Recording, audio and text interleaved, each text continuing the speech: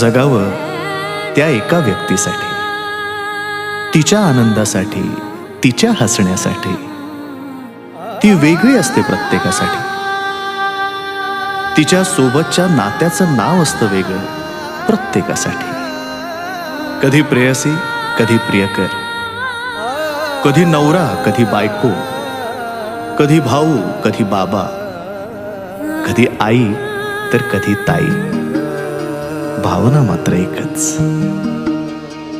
कधी हसणार आहे, कधी रडणार आहे, कधी हसणार आहे, कधी रडणार आहे.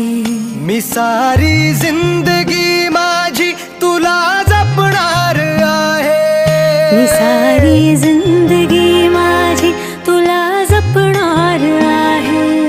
मी सारी